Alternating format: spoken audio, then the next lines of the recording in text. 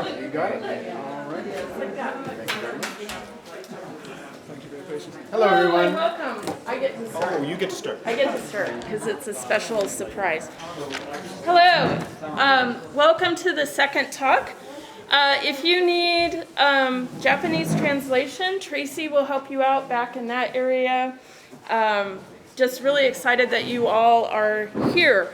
So that I don't encroach on the speaker's time, which is what you came to hear, I'm keeping my introduction short and in the form of a haiku. So this is my haiku for Chuck.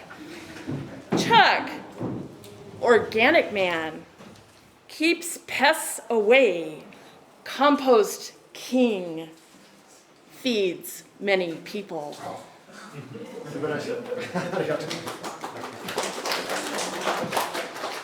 I'd like to thank you all for coming today. It's quite far away from probably most of your homes. I'd like to thank the organizers, many of whom aren't here, who put in so much work and time and effort to make this happen. I think this is a great event, being out here in the countryside, surrounded by a lot of people who are interested in exploring or living in the countryside. I guess I want to start with an observation, and that is, how do you know when an organic farmer is giving a presentation? Because the presenter is the least well-dressed person in the room. And I must say that I've been in Japan almost 24 years now, and most of which I've been teaching English. And I gave up a lucrative career to start organic farming. So there's something broken inside of me or something, but I keep trying, and it's the little things that really add up. And having the opportunity to speak about this and maybe inspire, maybe give some people some ideas, that really makes it all worthwhile. So if you'll excuse me, I'm going to sit while I do my presentation, but then I'll stand up later and take questions. I'm going to try to move as quickly as possible, so there will be time for questions. I invite them, so please, if you have some, please keep them in mind for the end. Thanks.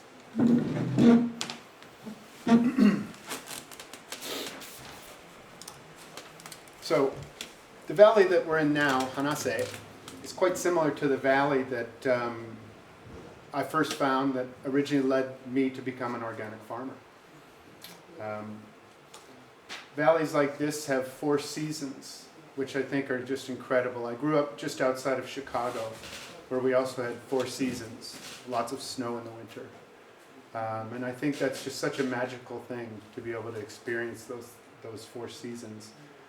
And not only that, but it is a wonderful, dynamic environment to raise vegetables. As you can see in the center there, in the Minka summit, is almost perfectly juxtaposed by my 2 farms. I started growing up in the Kutsuki farm, which isn't too far from Lake Biwa. And then on the other side, on the west, is my new farm in Keihoku. This is the Kutsuki Valley, the small river just outside my house, right next to my farms. It's a very narrow valley, higher up in elevation than in Keihoku or in Hanase. Very strong with nature. Whereas Hanase is more of almost a city, really, with such a wide valley and a long history of timber and farming and other things. Well, it all started when I went up to Kutsuki one day about 20 years ago to go camping, and I absolutely fell in love with it. It's just such a beautiful location. One thing led to another, and I told my friends who were living there, I said, you know, I sure would like to buy a place here and build a log cabin. I fancy myself something of a carpenter. And found a piece of land. This is the piece of land right here. Negotiated a price, went to the land office, and they said, well, the paper that the document, the deed of the land is over 100 years old. It has to be changed. The land has to be rezoned, which more than doubled the sales price. So I had to pass on the sale. At this point, I had no idea or interest in gardening, farming, or even creating a baby plant in a small pot at all. No experience. But my friends who lived there they encouraged me, Chuck, you should set up a garden here. In that way, other people in the area will get to know you, and they'll see you, and you'll become more familiar to them. And then if you want to buy land, that's vital to have that sort of connection, that sort of familiarity. Because you see, this land has been in these families for 20 generations or more. And if they sell a piece, they feel like they're selling off their ancestors. And this was very profound to me. I'll never forget this conversation. Because I had, being from America, 20 generations is absolutely impossible for most of us to go back that far. I don't think I could go back 3 generations with our genealogy. But here it's a very long line. And the people are very cautious, but also very welcoming once you're in. So, according to my friend's advice, I went ahead and started a garden. Not against my will, but against my intention. And that's how I started organic farming.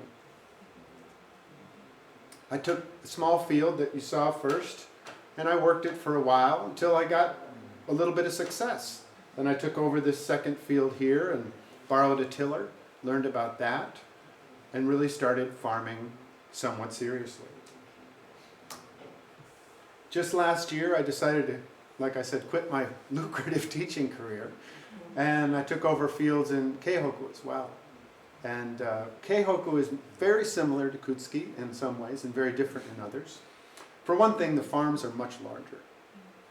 And it's a much more agrarian culture, community. And it's just got some good parts about it that now it's my main location in Keihoku. I really like the area. Well, I got to say that first year on that little plot, I failed completely. I had no fence, so the deer came along and ate every single one of my baby plants. Yeah, and those of you laughing maybe felt something like this or know something about this. Well, I had no idea, and I got to tell you, it devastated me. But it didn't break me. I said, okay, I'm going to build a fence, and I'm going to try again next year. Because at this point, I was just growing summer crop. I was going up once a month. So that second year, I started getting tomatoes. And then I was hooked. That was kind of the gateway drug for me, is getting those tomatoes and being able to feel that circle of life and that taste that you can't get in the supermarket tomatoes. That's what really hooked me. But suddenly I was getting way too many vegetables. I mean, can you imagine if your spouse or your friend brought this home to your house, said, well, we got to eat this in a week or it's going to go off. So I had to do something about that now. So this isn't something I went into with a plan. This is just something I stumbled into and have been finding my way ever since. But I got to say, when I do eat all those vegetables, it certainly gives me a lot more energy, a lot more health value. And doing the farm work, that's a necessary thing. Now you're looking at a person who's 51 years old. I'm probably healthier than I ever was in my 40s and most of my 30s. Because I've given up most grains. I eat very little rice. I eat almost completely vegetables. I mean, anytime you'd say, okay, give me a side of rice, I'd take a side of vegetables instead. I don't eat chicken, beef, or pork. I eat fish. And I feel great. It's wonderful. I work myself to death. Yesterday I planted out 100 eggplants and 150 pepper plants. It's a lot of back-breaking work. I don't know if you can imagine it. When you're squatting down and having to move down rows. It's a lot of work. But I got to say, it is the best tonic for health. Well, getting all these vegetables was a trouble for a while because I was throwing them away and trying to think of all these things to do until someone said, Chuck, you should just sell them. Okay, I can sell them. And so I started with some farm stands, giving them to some friends, cafes, restaurants, things like that. For me, it became a career path. For most people, it doesn't. But for me, chance came along. I decided, well, I want to do this more seriously. This is something of value to me. This is something I really like. In order to keep it in my life, I have to make it practical. I have to make it sustainable. So I started a website, and this attracted a lot of new attention. Volunteers started finding me saying, hey, I want to come up and help. And after 7 years of being out there all by myself. Someone saying that was like a genie in a bottle. Popping out and saying, you have 3 wishes, whatever you want. And having someone to ride in the car with alone, because this is over an hour's drive from my house, was fantastic. Not only that, but these are people who are interested in helping. They can hold the other end of the tarp while the wind's whipping it around and I'm trying to nail it down. Or hold the other end of a pole while I'm trying to stake my tomatoes. Or just countless opportunities made so much easier by having just another pair of hands on the farm. Families said, hey, can we come visit your farm with our child? Okay, that's fine. And watching the delight in the parents' eyes. I'm a kids teacher. I've been a kids teacher for over 20 years. I know the teachable moments. I know the things that interest kids. And being on the farm, pulling a carrot out, washing it in the river, take a bite, that's life-changing stuff. Gosh. I'm kind of welling up here. Excuse me. I've been part of some teaching groups and some parent communities. And I've had these tie-cats where these kids come up and these city kids, you know, they don't have this chance. And for me, you know, pulling my carrots out of the ground and giving them to my family and my customers, it's really the best work I've ever done. Taking a pepper that I've grown out, you know, whether I got the plant from, you know, the supermarket or I started from seed like this one myself, eating that pepper, saving the seed, planting it the next year, growing out that pepper and eating it again, that circle is just so meaningful and powerful. I hope some other people can try it. And I got to say, it's hard work. You know, this is a friend of mine about 5 or 6 years ago who came up to the farm and he said, Chuck, I want to help. I said, well, we're going to shovel off the beds. And that shovel full of snow probably weighs about 15 kilograms. And we probably removed about 800 shovelfuls from the beds. Because I told him, he said, why are we doing this? You know, we're shoveling snow onto snow, we're standing on the beds. And I said, well, in this narrow valley, the sun is so limited and it's going to be so cold that it's going to take over a month for this to melt off. And then after it melts off, the bed is going to be overly saturated and we're not going to be able to work the soil. If we shovel it off, we get a month early, and we did. And I pulled in a third crop for the first season this year because we spent about 16 hours shoveling off 2 beds. And I mean, we were tired, but it was worth it. And it's these sorts of little hacks, these little discoveries that we make on the farm that make things so wonderful. I gotta say, being a farmer is not just physical labor. There's a lot of ingenuity involved. You're out there in the middle of the country, 45 minutes from a supermarket or a home center, and you realize you don't have a Phillips head screwdriver. Well, you are going to figure out how to create a Phillips head screwdriver. And it's incredible.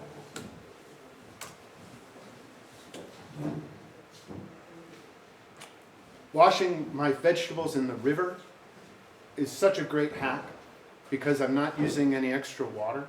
And then I'm able to put the lid on the basket, put a stone on top of it, sink it in the river, and keep it cool all day long in the middle of the summer without any electricity, without anything damaging the environment whatsoever. This was my first customer. She owned an Italian restaurant in Kyoto City. Fabulous person. Really gave me the start I needed. The confidence, the encouragement I needed that these are valuable things that you're creating. We want more of these things.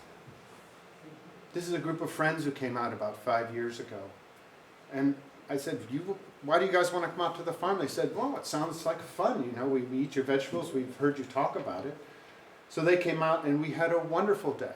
And these are people who are quite cosmopolitan people. So it just goes to show that even though I'm scrabbling in the dirt all day long, there is some connection. There is some value in what I'm doing. It's not just the end product. It's the process that's also valuable. So building community in the city and building community online has been my goal for the past couple of years. Because I want other people, not as customers, but as people who are joining the community of others who are interested in this, who value this, who want to learn about it or experience it themselves, or even try it and change their lives by doing it themselves. This gentleman, John Walsh, he works in Tokyo as an urban farmer, teaching kids how to grow food on balconies and rooftops. Fabulous guy. Why does he care about me? Because I'm a fellow grower. And I gotta say, yeah, these little creatures, they abound on the farm. Why? I asked myself, why is this turtle on my farm? Why are these snakes and lizards and frogs and insects and animals, birds, why are they on my farm? Because this farm is a natural environment. And that's a value. There's no chemicals on my farm. There's nothing killing the grass or the bugs, except me. And I'm good at it. But these animals respond. They find haven on my farms. And they're great. I mean, you look up from weeding or from harvesting or from planting, and you see this life, this National Geographic episode unfolding right in front of your eyes.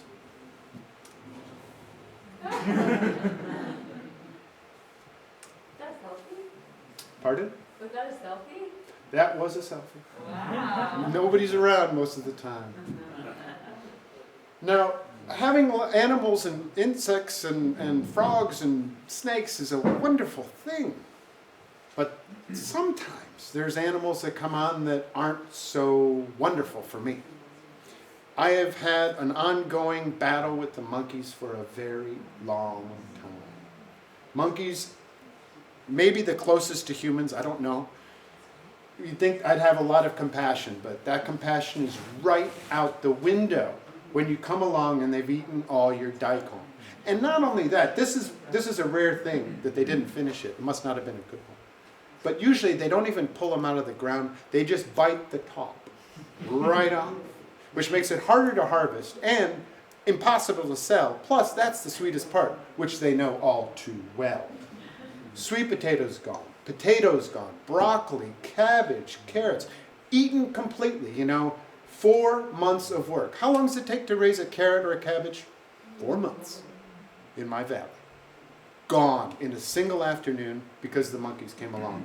How many monkeys? 30 or 40 monkeys. In a few hours can clean me out. What they don't eat? I gotta only imagine they have like an Animal House style food fight with, because they're strewn everywhere. And by the way, the toilet is anywhere you want to go.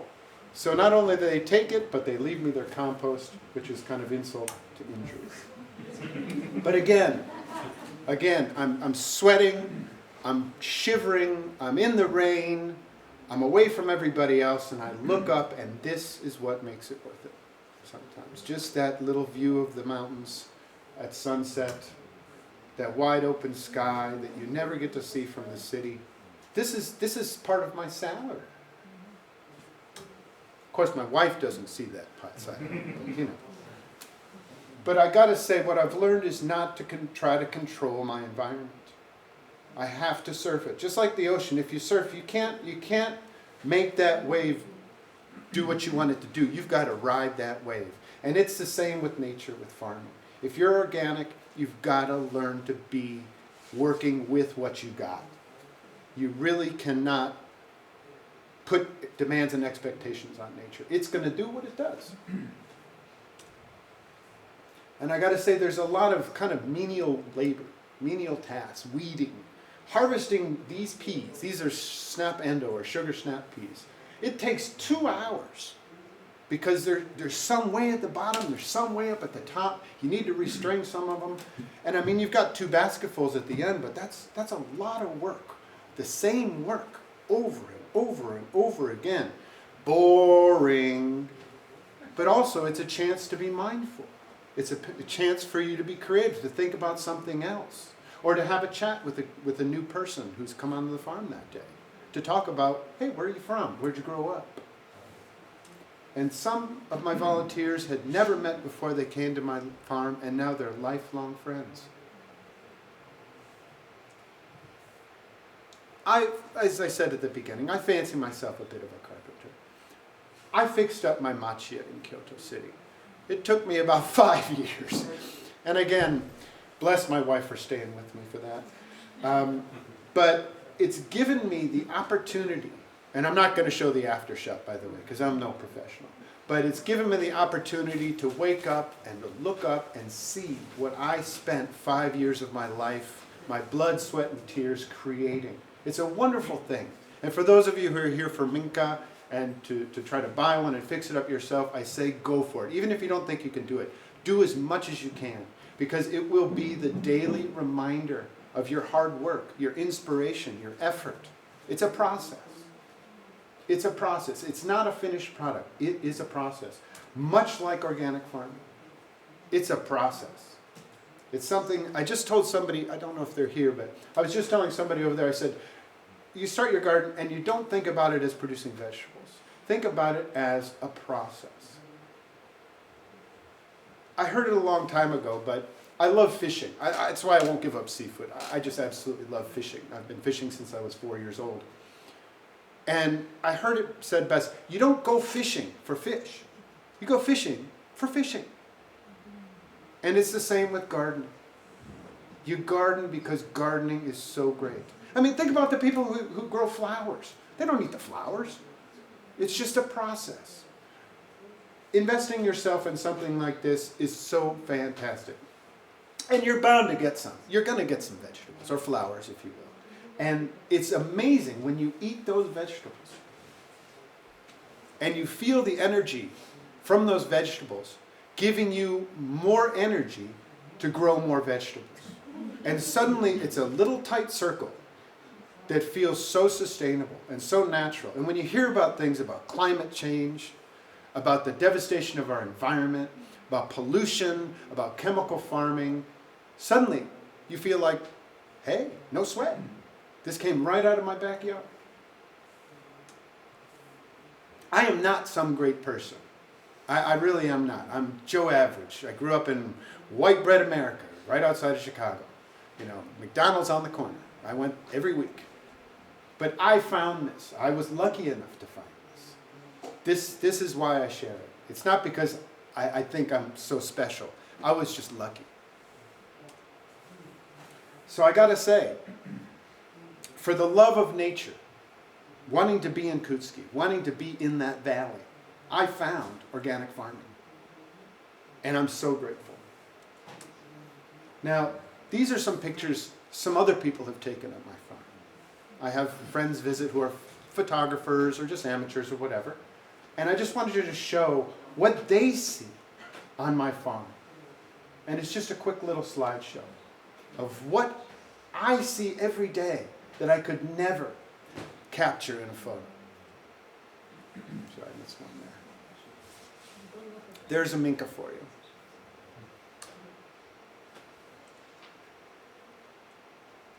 It's just incredible to look at these photos and see this kabocha plant intertwining through the fence, and I would have never thought to take a picture of. My coquozel zucchini, the snap peas just after they popped out. Now, I'm going to give you something special. I'm going to give you my 10 tips. I'm going to stand up for this. These are 10 things that I try to tell people on my podcast or when they ask me questions, because I think if you're going to grow food, you should be doing some of these things, especially when you come to scale. First of all, you want your beds running north and south, not east and west. And that's a shading issue. If you grow a tall stand of snap peas or tomatoes or cucumbers right next to some potatoes, those potatoes aren't going to get any sunshine. So always run your beds north-south. Raised beds. The beds are the area you're actually growing the vegetables. You don't walk on your beds, you walk on the walkways alongside of your beds. You want those beds raised up above your walkways. That increases your drainage. That gives you the opportunity to help prevent weeds and so on. Of course, your plants are, just like us, mostly water. If you're not near water, your plants aren't going to make it. Or you're going to kill yourself Holland buckets. Set up your garden after you figure out where your water is. Natural water is the best. I use all natural mountain water from my farms, and I got to tell you, the high mineral content translates better to high mineral content into the vegetables. Healthier vegetables, healthier farm. Composting. Do it. Figure out what's best for you. You can do bokashi, you can do the traditional browns and greens, you can get a machine to do it, you can just leave it in a big pile in the backyard and nature will take its course, but do it. It's not only going to give you something that's great for your soil, but also you're reducing your carbon footprint by not having it incinerated by the city that you live in.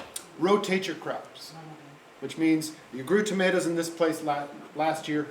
Do not grow tomatoes, peppers, eggplants, or potatoes in that place this year, because those are in the same family and disease will vector very quickly and you will get no crops. And then you won't be able to grow those family there for 3 to 5 years. So make sure you move your vegetables away.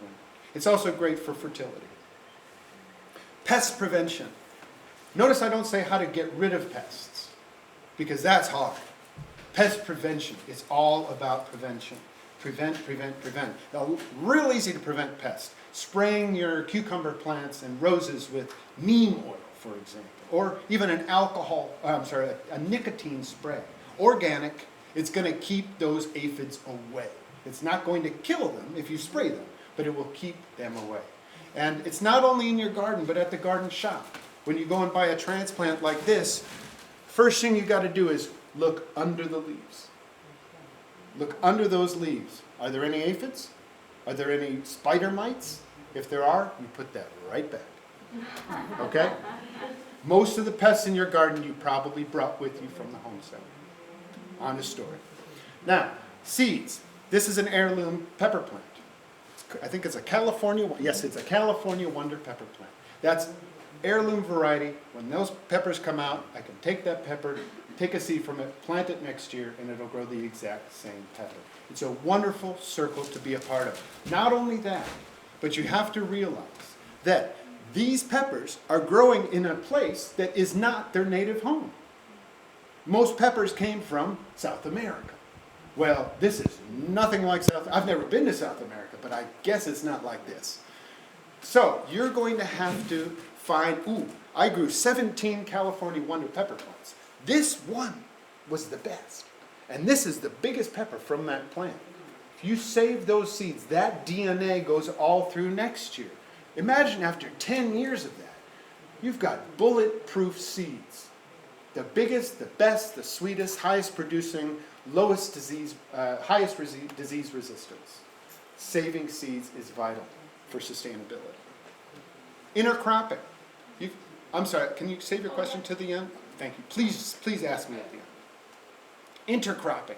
What is that? It means growing more than one variety in the same bed. A lot of times you grow a stand of tomatoes and then there's all this bare earth around it. Well, grow some marigolds, grow some basil, grow some lettuce. Look it up. There's tons and tons of plants you can grow together that will not hurt each other. Number 9 is even bonus. There's companion plants that actually will help other things to grow, usually by deterring pests. But there are other things that you can do. Probably the most famous of the companion plants, the Three Sisters. Does anybody know them? What are they? Corn, squash, and pole beans. Not bush beans, but pole beans. That's right, because the pole beans climb up the corn. That's right. The squash is a ground cover, keeps the weeds down. The corn grows really tall, and the beans use that as a trellis.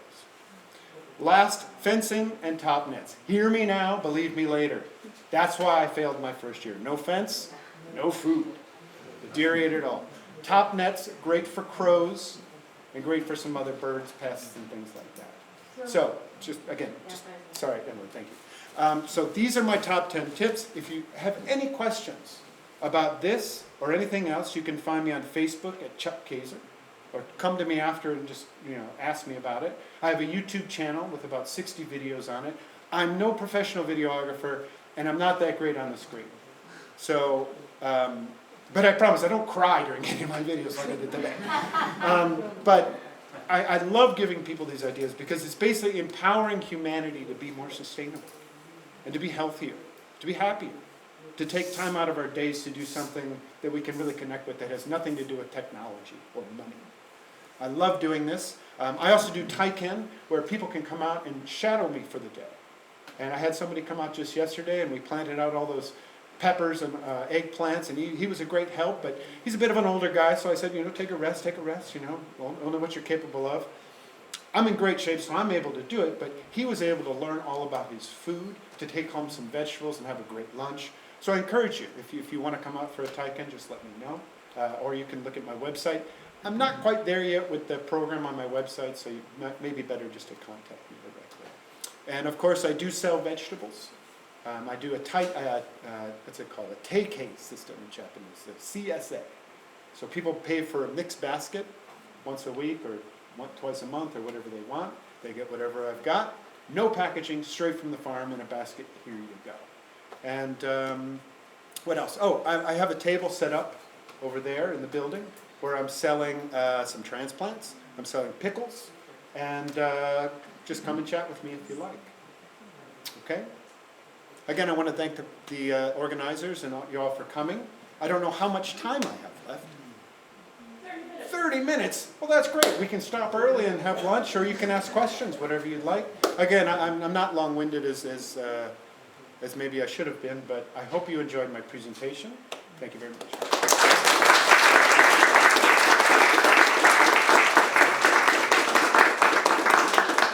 Do we have questions for Chuck? Yes? So how do you preserve your seeds? How do you preserve your seeds? That's a good question. Dry them out, or what do you do? Drying out is very important. The natural cycle of a seed is to fall off the plant, become dry, and then lodge in the soil or somewhere else. And then as soon as the moisture level and the temperature is right, they start to come back. So a seed can lay dormant in the soil for years and years and years.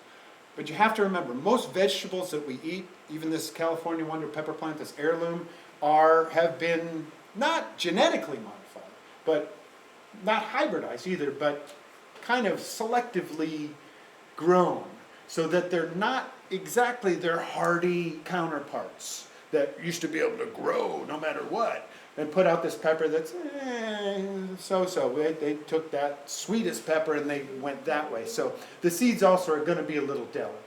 So what you want to do is you want to take those seeds, dry them out for a couple of days, make sure they're not sticking to the paper or paper towel that you dry them on, and then you put them in a paper envelope or something like that, even in a plastic bag would be okay, and you put them in the fridge. And then as soon as you're ready, you take them out and you plant them. So they need to be stored somewhere cool. Cool is better, dry is better. Yeah. Emily, did you have a question?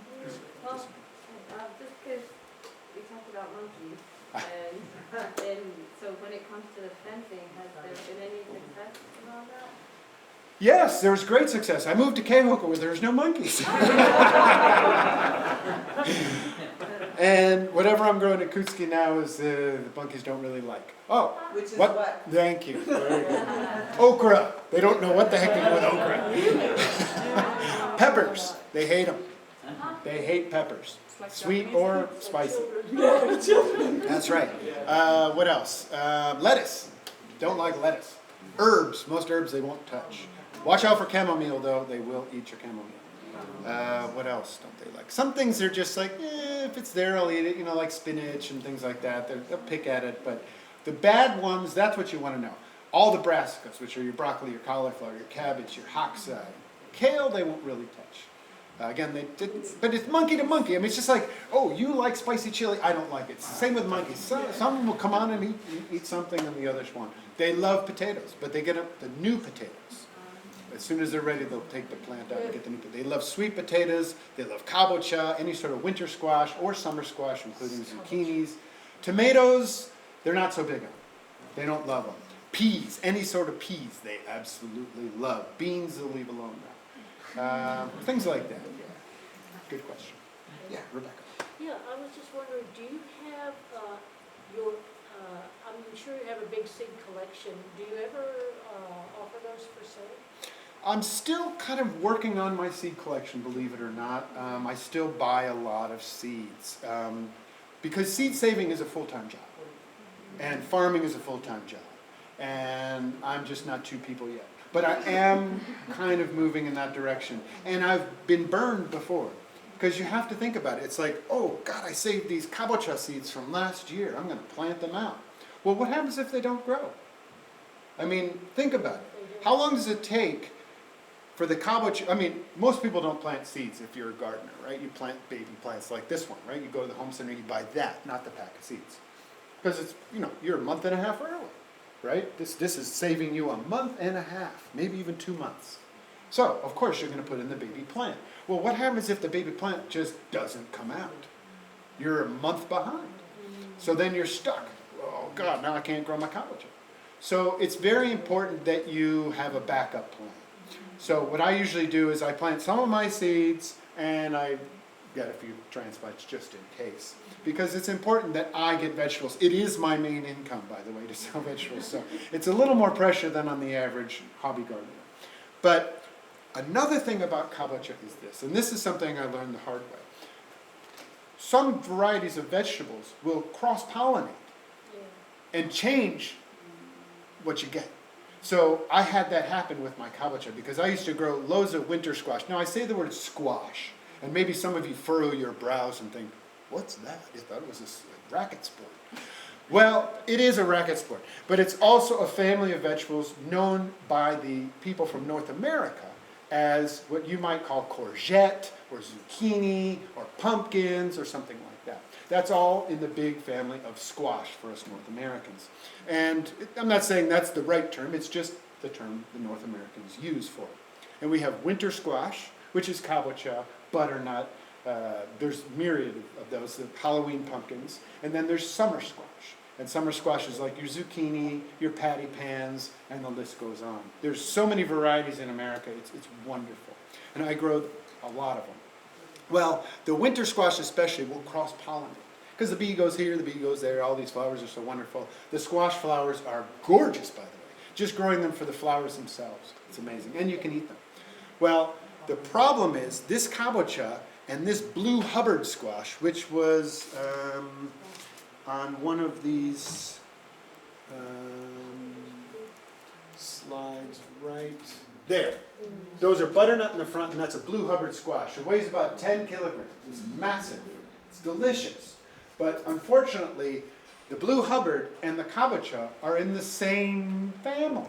Same, maybe even genus. I'm not even sure. I'm not a scientist.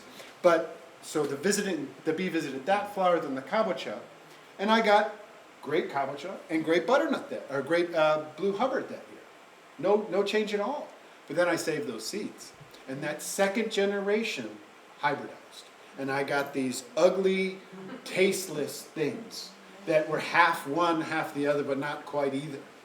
So you got to be careful when you're saving seeds. And a lot of seed savers have just one field dedicated to one particular variety of things to prevent that. So there's a lot of hacking to go on with seed saving. And it's something I'm still in the learning process of. But when I do hack it, of course, I would make my seeds available. I'm curious about where you get your seeds, because I saw you had some really nice heirloom tomato varieties. And you never tend to find those in the home centers. This is true. This is true. And I don't want to talk about it because I don't want to break the law. But, there are ways.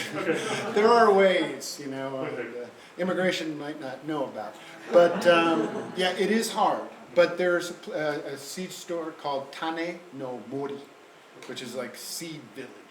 And they do have some great heirloom varieties. And they're very low tech, so it takes time to get your seeds from them. But I would say look them up. And slowly other people are picking it up. So with all the social media going on, I bet you could probably find some people who are saying. Sorry, did you say Tane no Mori or Tane? Mura? No, I'm sorry, did I say Mori? No, so it's forest. Seed forest, not seed Okay, village. sorry, Thank you. Tane no Mori. Yeah, not Mura, Mori. Yeah. Yes? I was just wondering if you've ever, in the fields you grow up vegetables on, have there ever been ones you converted from handwall soil to potato soil? Yes. Oh. Yes, they have. Not this one, but one nearby this one was a rice field forever. And it took me 2 years to get decent production. And How did I do it? Yeah. Yeah. Well, I'm going to tell you, you're not going to like the answer. But I rented a 4-ton dump truck, and two-ton dump truck, sorry. Not that that's important, don't get pedantic, Chuck. Anyway, a 2-ton dump truck, and I went to a compost station, which was about an hour away, about 7 times, giving me 14 tons of good compost. Yeah. Well, I wouldn't call it topsoil, it's compost. But it's composted woody stuff too. So it's not great for the vegetables. So even though I had that one year, it didn't produce well. The second year it really started. Okay. But I also had 6 tons of zoo manure. Kyoto Zoo has 5 elephants. One elephant poops 100 kilograms a day. You can get it? You can get it. Wow. You have to sign up, you have to be registered, you can get it. They dry it out. I mean, here's a zoo with 500 kilograms of waste a day. They want to get rid of it too. So they have a composting machine where they dry it out and then they put it in bags and you pick it up. And Can you choose between carnivore and would you prefer the carnivore? Because I got to say, having some tiger poop would have been great to keep the monkeys away. But no, they don't have enough of that, or they don't compost that. It's basically giraffe, zebra, hippo, and elephant. That's the 4 that I've known. Yeah. So, yes.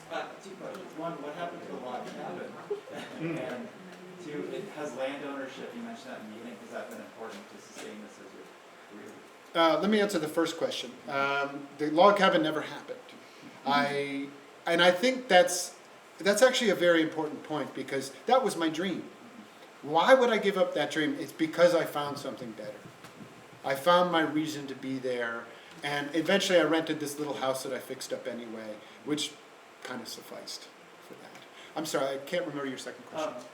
But you mentioned part of the log cabin started out as land ownership. And, Right. Did that turn out to be important to continue this as a career step? Good question. I don't know if it's going to be your answer, but I own none of my farms. And this year I will stop using the 2 farms that I ever paid rent on. And I have 6 or 7 fields now. So land is available for use of farming. The owners are delighted, absolutely delighted. Why? Why would somebody want to see somebody getting value off of their land? Because this is land that they've farmed for 40 years. And it's not just the farming and producing vegetables, it's cutting the grass. It's keeping the real natural things out. And then they wake up the next year after they've retired and it's right back to nature. It's like somebody took an eraser and completely erased their life's work. Having somebody come in and be a steward of that land is so valuable to them.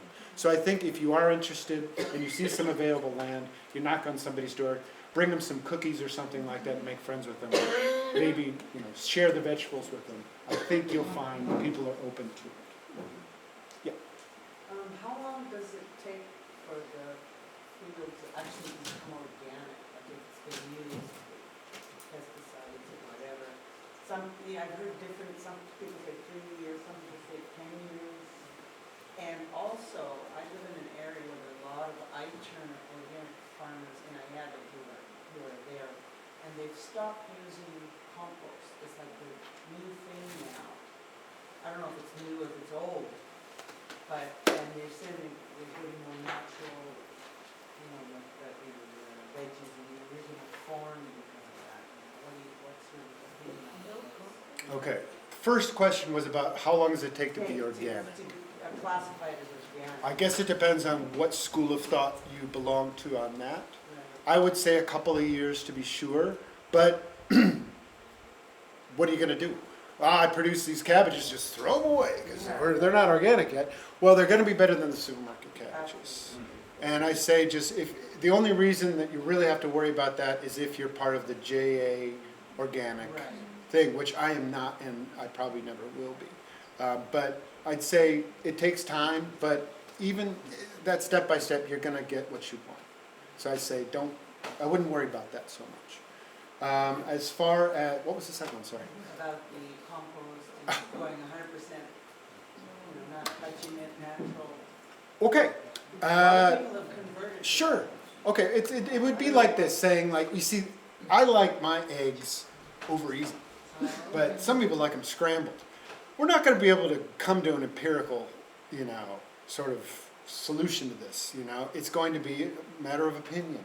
So I would say there's as many ways to grow vegetables as there are to cook eggs, I'm sure, if not more so. Lots of schools of thought there as well. So I think what they're doing is more of the natural process for the plants to grow without so many additives and things like that. And so probably what they're doing is they're not really strong on selling their vegetables. They're probably more producing it for their own food. Because when you're going away from the more efficient systems, clearly it's going to be harder. You're going to get less output, you're going to have to work harder. But I don't know, I would have to have a long conversation with them to learn what was your soil like before, what are you growing, what's your regimen for crop rotation and things like that. Because something you may not know, one of the most wonderful things about peas and beans is they fix nitrogen into your soil for you. They take it right out of the air. Our air is mostly nitrogen, right? They take that nitrogen right out of the air and they put it into the soil. And they leave it there for the next plant to come along. Which is why beans and peas are a great crop rotation before you plant things like lettuces and cabbages, which need a lot of nitrogen. Nitrogen is the element that's the building block of the molecule for chlorophyll, by the way, which is why all plants pretty much need a lot of nitrogen. But without more information, I can't give you an exact answer. But I do know there are a lot of people who are more of a natural way and getting some really good results. Again, it's just about the formula they're using, I think. Yeah. Regarding crop rotation, I don't mean to suggest that not to do crop rotation, but reading things like the One Straw Revolution, Sure.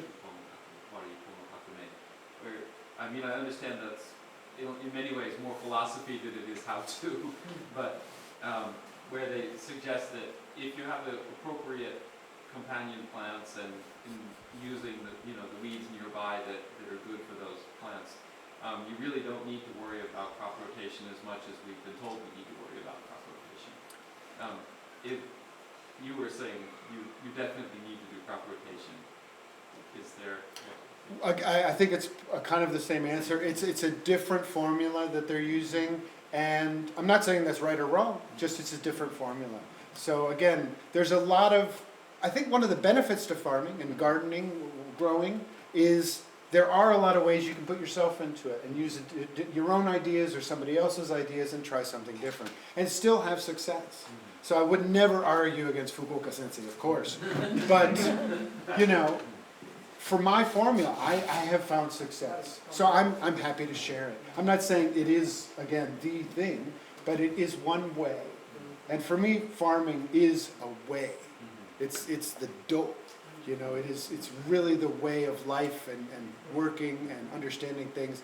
And just like someone who does judo may not agree with someone who does aikido, but still they both have something valuable. So I would never tell a farmer you're doing it wrong, but I would be happy to suggest to people this is one way to do it. Does that answer your question? Yeah. That's what I thought you probably said. Sorry, it's a bit, but The other question is linked to that, specifically with respect to tomatoes. I've read that tomatoes like to actually grow in the same place year after year. Some people say that. Some people say you should absolutely not do that. There seem to be actually two really divergent ways of thinking regarding tomatoes. I can say this, in Japan, I don't think that would be true. In some place like the south of France, it might be true.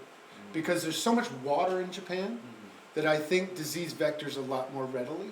Whereas in a drier climate like the south of France, you may not have that trouble. So again, it's interesting to hear these kinds of things that shocks me. I'm gobsmacked to hear tomatoes in the same place every year. Whereas I've had the black spot, I've had the verticillium wilt and everything. It's devastating to see these 6-foot tomato plants just suddenly go, I'm out, and that's it. Because of these diseases. So for personal experience, I would say I will never do that again. But again, it's my experience. So I'm not saying it's the way. But it's nice to hear that other people are hacking it, to be honest with you. I guess, this might have the same answer as a couple of questions ago, being a difference of thought, but, so if it is, feel free to just say it's the same. But, have you had any experience with, cover cropping or, like, resting your plots, for seasons, and if so, what was... Resting the beds, you mean? Resting the beds, and if so, what was your experience, and do you keep doing, or did you keep doing? Cover cropping, for those of you who don't know, is to grow something on your bed that's not for food or for consumption or even that's beautiful flowers or anything. It's something to kind of feed the beds, give them a rest, and also give them some natural systems that'll help build the soil a bit. Because I like to have a lot of organic matter in my soil, which is why I like putting a lot of compost in there. It doesn't just give food to the plant directly, it gives a natural environment for bacteria to grow. And I liken the bacteria in the soil that do the composting to the bacteria in our gut that break down our food. If we have a healthy biome, we break down food really well, we're really healthy, we're really strong. If we don't, we don't. Same thing with soil bacteria. In my experience, again, I'm not going to say there's this guy over here who's doing this and it's not doing that. Okay, well, yeah. But I believe that that is true. I've seen the plants really respond well to a lot of compost in the soil or a lot of cover cropping where you cut that and then it just dies on the bed, and that's the natural way. I mean, you think about the forest floor just outside the windows here. There have been eons of leaves and branches and things that die and fall in that soil. That is what soil is. Dead organic matter. That's what soil is. That's the definition of it. So, if you have a lot of that naturally occurring on your place, it's going to create a dynamic environment to grow vegetables. So cover cropping is a great thing. I have done it with clover. Clover is a very easy thing to grow. You can get the seeds at the home center in bulk. It also is in the legume family, which peas and beans are, which fixes nitrogen in your soil already. So it's a great cover crop. So I've done that. As far as resting my beds for a year, I've done that out of laziness and not having enough time to do it. So I have done that as well. The thing is, when you do that, other things get into your beds. And if you're weeding like I am, it's not a great thing to have an empty bed, because those weed seeds are just going to be in there, and then it's going to be a lot of work. So again, for my formula, somebody who's working for a living and trying to maximize my output while remaining sustainable, I have my little things that I do that maybe don't work for everybody, but do work for me so far. But I'm not saying I'm not open to new ideas. Yeah. Sorry, perhaps you covered this during the first few minutes before here, but to what degree do you use no-till farming? I used it a lot until I just got a new tiller this year because mine broke 4 years ago. Yeah. It's a lot of work with a hand fork, I gotta tell you, but it was great. And you can do it. No-till is fantastic. But again, it's just a different way to do something. And it's kind of like saying, I'm gonna make brownies for the first time, and you get 6 different recipes and you mix and match. Your output might not be as good because you mix some things that probably shouldn't have been mixed or something like that. Same with gardening. If you just take a few different ideas from other people, you'll find what works and what doesn't, but if you follow one way, you'll probably have more success. So the no-till way is fantastic, but for someone who's into 3 crops a year and who wants the big carrots and the deep potatoes and things like that, tilling does give some advantage. So, including relatively deep tilling. Right, relatively deep. Yeah, that's right. That's right. Thank you. Oh, yeah. You have to deal with the Suzuki problem, the miscanthus weeds. I cannot hear. The miscanthus weeds in the ground. Have you ever had to deal with them? Miscanthus seeds? Miscanthus weeds. Pampas The grass. Suzuki. Centipede? Pampas grass. Suzuki? Oh, pampas grass. I'm It's sorry. also considered kaya roots. Ah, yes. Is that what kaya is? Kaya? Kaya is Suzuki? So, Is that right? you have to deal with them in the first couple of days. Yeah, that's why they grew it. Oh my gosh. Because, I mean, okay, so kaya is like my worst enemy, you know. Because do you know how those roots are just tap roots that go across the beds and the underground, you can't get to them, and then pampas grass pops up everywhere, and it's the hardiest plant ever. It's like, it sees my weed whacker, you're not going to cut me down, and I can't. So yeah, those are killer. I spent 3 years on my second bed ridding it of pampas grass. And it was a lot of covering up the ground like I have here. This is similar because I get some kaya in here as well. It's diabolical. It's one of the most strongest plants ever. I wish humans could eat it, because it would be real sustainable. But at least people are doing interesting things with like roofs and stuff like that. I didn't know that was kaya. How about that? So yeah, I've dealt with it. But, oh gosh, you gotta excavate. You gotta get down there and get that plant. And one of my favorite podcasters / radio hosts, his name is Mike McGrath. He runs a show called You Bet Your Garden out of Philadelphia. He's hilarious. And he's got these great tips and tricks. And he calls it the rope-a-dope, which is an old boxing term where the boxer you're fighting is younger and stronger than you. So you just make him hit you for the first 5 rounds and get tired. And then you knock him out. So it's the same thing with kaya. Is you just gotta, it comes up, you cut it.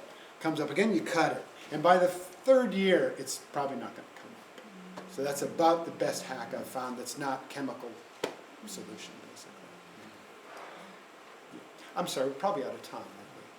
We are almost. I just wanted to thank you again, and really appreciate it. I didn't expect to talk on vegetables to bring tears to my eyes. Love your enthusiasm, and you guys, what great questions! Yeah, that great was questions. Fantastic, really awesome questions. So thank you very much. We will see you.